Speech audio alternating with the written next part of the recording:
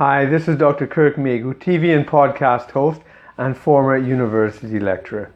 A former colleague from the Faculty of Agriculture, he showed me this amazing video I saw. It's this little bunny being chased by two, I think they were greyhounds, but hunting dogs. And it was an exhilarating video. It really took you up and down. You saw these dogs, two dogs chasing this bunny.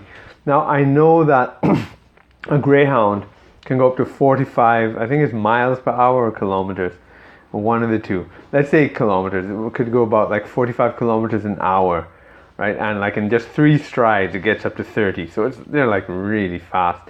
And a bunny rabbit is like from 25, I think, up to 45. But I think that's like a hare, or a jackrabbit, which is really a hare that can go up to 45. So, they're kind of even. The greyhounds might be faster. So, just from the get-go, the rabbit seems doomed. And when you watch this video, right, you just see the sleek dogs just coming, and this bunny running frantically for its life. And then there's 2 of them, right? 2 dogs. And you see the distance slowly coming in, and you just feel, well, this rabbit's had it. And then all of a sudden, he takes off to some other direction, and then the dogs kind of roll over one each other, and they go on. But when they come back, they're like even more determined, they're more angry, and they're closing in the gap faster. The rabbit's going with all his might, but these dogs are coming. And then the rabbit fakes out and goes another way, and it goes again. And it just seemed like an inevitability. Like the rabbit was just wasting time, right? Just prolonging the inevitable, because you just saw these dogs just after it. And they were actually surrounded by hunters on their horses and stuff. You kind of saw them coming in the screen every now and again. But but this, and they even touched, the rabbit a couple of times. I don't know with his mouth or with the paw or something, but the rabbit just managed to shake it off and go in another direction and put them off. But sometimes it was going on so long, you kind of just felt like, all right, the dogs are going to get you. Just let's look at the end of this, right? And I would be like cringing, waiting for it to happen. But this rabbit just did not give up. And then obviously, this is going on for like 2.5 minutes. It's when you're running for your life, 2.5 minutes is a long time, right?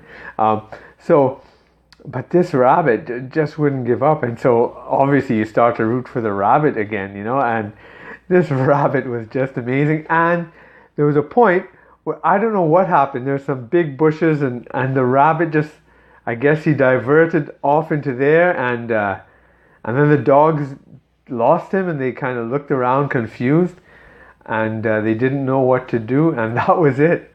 That rabbit got free. And that was just amazing. I was thinking about how this actually applies to if being an intellectual, getting into the media, doing a podcast, whatever field you're in business, or if you're in artificial intelligence, or if you're in finance or politics, like myself, or whatever. There are big names in the field. There are these big dogs, right? And they have a lot of money. They have a reputation. And, you might think, hey, those big dogs are going to get me, right? There's no way I can compete with them, right? So why should I even really get out there? But this rabbit showed, graphically how, we can get away with it. We can make our mark. We can get in there, survive, thrive, and maybe become a big dog one day. Right? But certainly, in an audience, even the big dogs don't have everybody, right? There's some people who they don't connect with. Some people who for some reason they can't get a message to.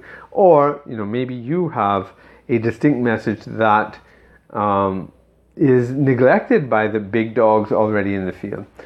But whatever it is, don't think that just because you're a small rabbit means that you're going to get devoured by these big dogs. You just have to have the determination.